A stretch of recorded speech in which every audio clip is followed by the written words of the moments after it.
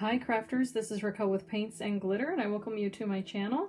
Today I'm doing a video response for Shabby Chic Chick, who is Michelle Randolph. She asked me how I do my coloring for the stamps when I shared this project for our hop. So this is a Prima Julie Nutting stamp called Miss B.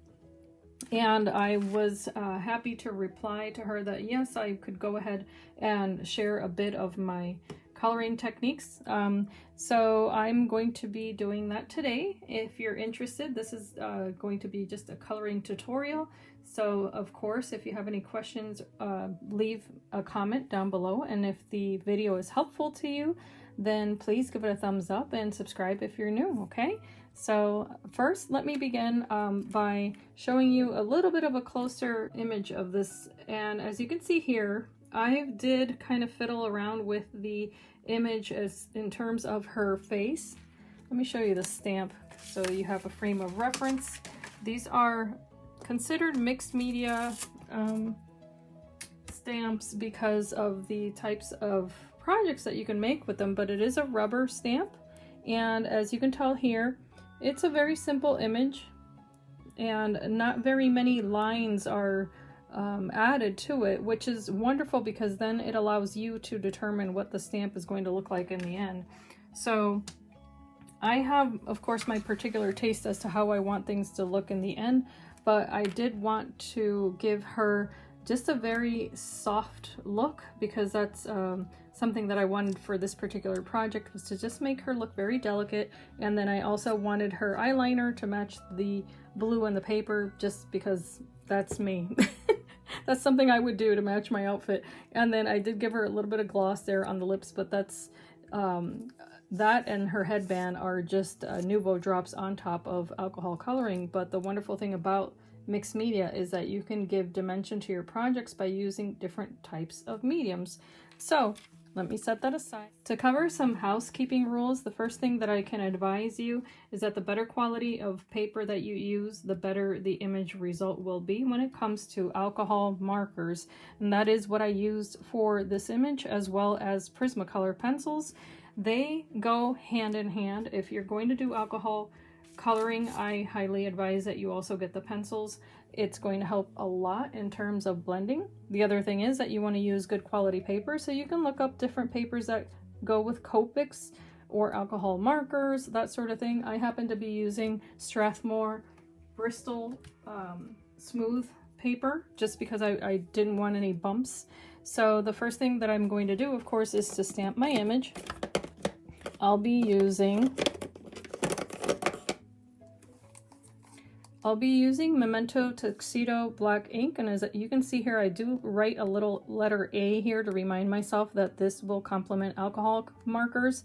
The type of ink that you use to initiate your stamping is going to have a big effect on your alcohol coloring.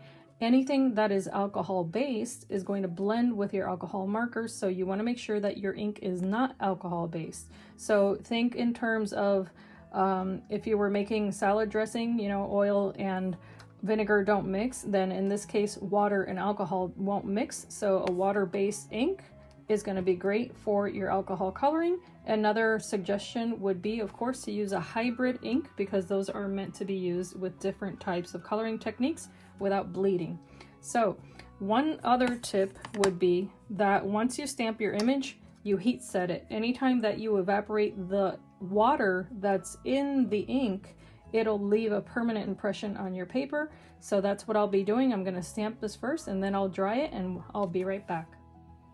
Okay, so since we're here, I wanted to go ahead and give you some pointers as far as texture is concerned. And to demonstrate that, I am going to show you with my Prismacolor pencils, the ones that I referred to previously. I'm just going to grab one color that I think will be vibrant enough for you to see. But whenever you're applying color, in terms of coloring hair, of course, you want to pick a base point from which you're going to start. So I'll show you that in a minute. But depending on the texture that you want to give the hair, there are several different brush strokes or pencil strokes that you can kind of go by. So I'm going to try to do it as a tile here to demonstrate for today. but depending on how you hold your pencil or how much pressure you put on your paper, you're going to get a different effect. So just to prove my point, I guess, I'm just going to do some strokes which are going to be what we would call flicking when you're applying color, which is that I'm applying color from the base and then just flicking up like that. Okay, this is great if you're drawing grass. If you're applying a base color and you just want to very lightly apply it, because you can do a very light pressure, which I'll do here, barely visible. And of course you can go faster or you can go slow. The idea is that you hold the pencil at the same pressure from the beginning all the way to the end. So just very gently, okay? Wonderful for lashes also, just to let you know. Okay, so that would be kind of like a base application. There's also, you can hold your pencil to do a diagonal stroke and start in one direction. And of course you can go dark to light. You can do light the entire time. And you're gonna see there's a huge difference in color application there. Or you can layer on top of each other in an opposite diagonal, like so. And this might seem very elementary to some people, but believe it or not, these are all the same strokes that you use in fine arts or in any kind of medium. So I'll show you the results there. Okay, you'll get an entirely different type of texture when comparing this to this. Okay, so again, this is kind of a crosshatch, if you will.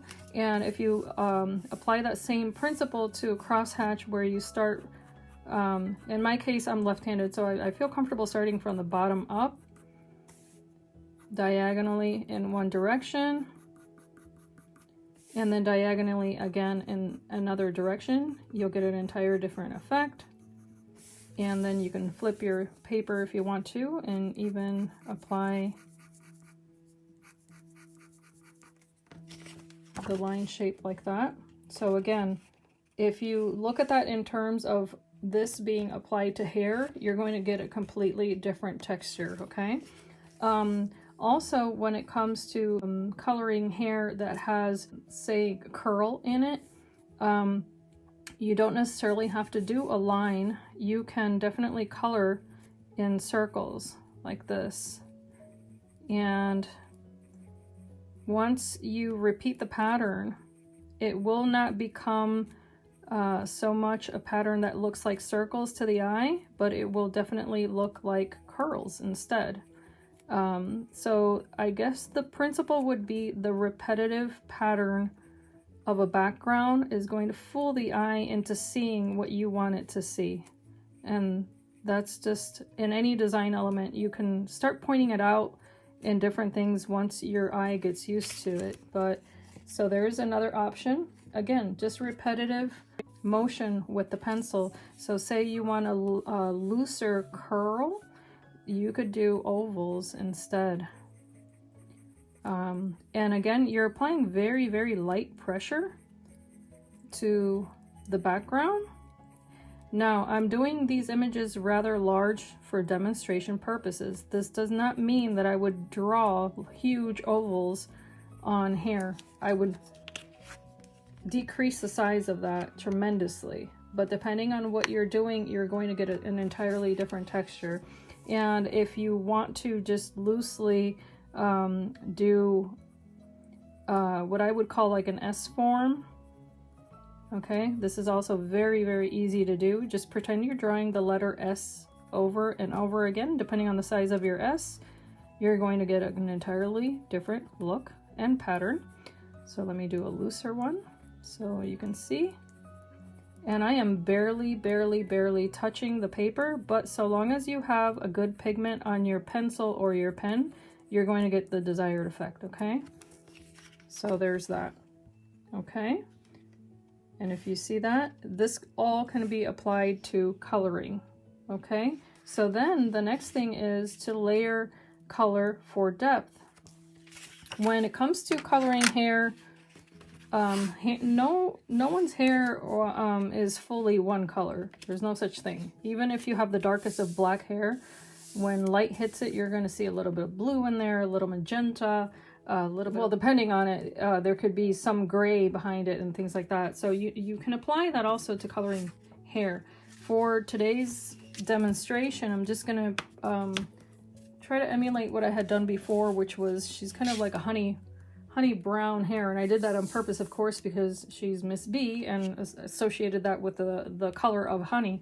So what I did for her was that I started with a light lavender color for the background, and so this is the color Lilac. I'm going to keep that aside for a moment, but I'm going to find the equivalent or a similar color in alcohol markers. In this case, I'm using Wisteria, and I don't recall the exact colors I used on the other doll, but I don't think that's going to be of any importance.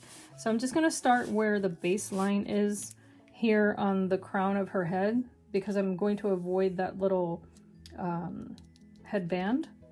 And so I'm just going to pick an area here, and I'm going to start with very light flicking motions, just like I showed you before, just applying some base color there. And then her hair kind of ends over here, so I'm going to do the same technique in the opposite direction, because if I try to flick it in that direction, I'm going to have heavier color here and lighter here. I want the heavier color right in there, because that's where the shadow would hit. So that's where I'm going to start. And same here, or wherever the hair kind of creases, you can do the same thing. Okay? Very lightly, barely any color on that. On top of that, I'm going to start with my brown. To keep this light, I'm going to, let's see here, I'm going to go in with medium tone, which is Sepia E37. And I'll go right over what I just did. Same flicking motions. I'm not adding any texture at this moment. Okay, and I'm going to do the same thing from the opposite direction. And I'm left-handed, so I'll hold my paper in a certain way to show you this, but normally I would be flipping my paper here and there, whichever direction I need it, okay? So there is some yellow in this color, just to let you know. It's called Sepia, but it has almost like a yellow undertone. So there's that second color. Now let's lighten it up a little bit, because alcohol markers blend beautifully and you want to take advantage of that. This is Chamois, I believe is how you pronounce that, or Chamois, I don't know, E35. So I'm going to go now from where I began that dark tone, but not all the way to the bottom, because I'm trying to blend it out. So I'm kind of pulling that color out and applying maybe a little bit more pressure. Doing the same thing over here. Pulling the, it's almost like I'm pulling that color, helping it move out, okay? And then if you want to do a color wash on top of that, or go even lighter, of course, depending on the look you're going for, you can do an even lighter tan, brown, even peach, depending on the look you're going for, okay? I'm going in with brick beige in this case. This is going to be my highlight. And in this case, I'm just going to apply a bit heavier. So I'm taking longer for my pen to kind of travel that path, if you will. It's not going to leave any texture. It's just depositing color at that point. And you can go back and forth however many times you like, but not too much, because you don't want to oversaturate your paper. So this is going to look absolutely smooth once it dries, because the alcohol needs some time to evaporate, and these markers are formulated to blend over time. So the image will look differently tomorrow than it does right now. But I can then go back if I want to, and if you remember our lilac pencil, I can definitely go back in, just add that texture that we were talking about, and I can deposit that with this lilac pencil right where I had placed the lilac color with my pen. It's not going to look purple to the eye, it's just going to cast a bit of a shadow. Now some people do this before they color with their markers. I go back and forth. It doesn't matter to me, so long as I get the desired results, and that's just a matter of personal preference. I'm going to also go ahead and pick a lighter color here. This one happens to be burnt ochre, and the number is 943. If you're interested in this one, the number is 956. You can pick these up individually also if you're interested. So this one can also blend right in there, and I'm doing the same motion as I did before, but I'm barely applying the color. So I'm not doing a hard press on that color, just barely adding it, because you can always add more, but you can't take it away, just like any recipe, right? And then toward the edges, I'm gonna go a little bit darker here, because normally there would be a shadow cast onto that. Okay, just to show you how I would end this, I would go in with an even deeper brown. This happens to be dark umber, 947, and that would just be for the tiniest little bits of texture here and there. Okay, and repeating the same very light stroke there. It's going to start giving it some depth. You just, again, depending on the texture that you want to give that hair, is going to be whichever stroke you choose to use from what I had explained here. In fact, to prove that point, why don't we go ahead and give her a different texture hair over here, just for the sake of argument, and then I'll just speed up through this part, because this video will otherwise be extremely long. So just hang back and watch, grab a cup of tea or coffee, and then hopefully this will be helpful to you.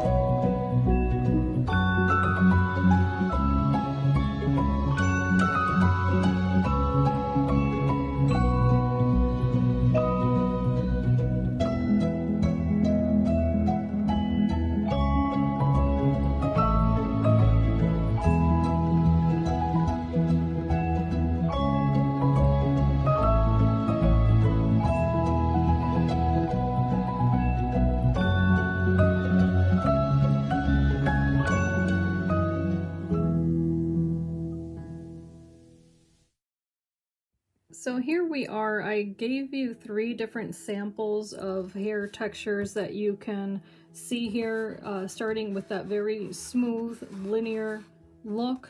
Here I use that repetitive circular motion in a very nice tight form.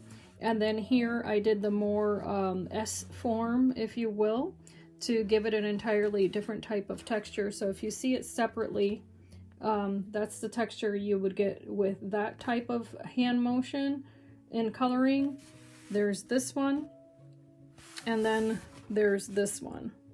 So it all depends on how you hold your pencil, what type of color you deposit. You can play around, have some fun with different shapes that you may like. There's no reason why you have to make it look like natural hair, although that is a fun technique. You can definitely do geometrics or anything else that comes to mind, because this is all about having fun and having a play with color and texture to get the desired results. I hope that this has been fun for you to watch, or that you have taken something away from it. I'm going to go ahead and finish her up with a few more textures, and I will show some pictures at the end. As I always say, if you've enjoyed the video, if it's helpful to you, give it a thumbs up. Make sure to subscribe for more, and I hope that you can be inspired and be blessed, and I thank you so much for watching. All right, here she is, guys, just to show you the end result. My pictures came out a bit dark, so I just wanted to show a close-up of the textures here. And as you can see, I did use a different texture for the ponytail. I guess a little bit of a tighter curl there. And then another texture for her bangs. And then as you can see there, the 3 textures you saw in the tutorial. As far as the skin is concerned, I do start off with a base of pink for this skin color anyway. And then in the same fashion, the way that I did the lavender on the hair. So you can do the same exact thing, just pick different colors. So in this case, to give her kind of that peachy tone, I started off with a pink pencil, very, very light again, and then did maybe 3 colors of beige on top. Excuse me, with the darkest, of course, going right underneath the bang there where the shadow would hit her face, and up on this little corner here, up there. But other than that, I kept everything pretty simple. Underneath her little nose there, I also dabbed a little bit of darker color just to give her that little indentation that you naturally have underneath, right above your Cupid's bow there on the lip, and then right underneath the lip also. And that keeps the image from looking flat, because you do have shadows on your face. So basically, I guess that's as simple as I can keep it. This card base, by the way, is Tonic Studios. I made it with the Spring Garden layering die set, and that looks like this. I'm going to just show that really quick. And it's got that beehive motif on it, or I'm sorry, honeycomb motif. So I went ahead and paper pieced that. I paper pieced the little butterflies with the remains of the paper that I had, and then that stamp that says hello is also from the Melissa stamp set, and that one is this one here, which I had used for the watering can on the other video. So yeah, that's the end of this. I hope it's been useful to you, and that you can be inspired and be blessed. Thanks so much for watching.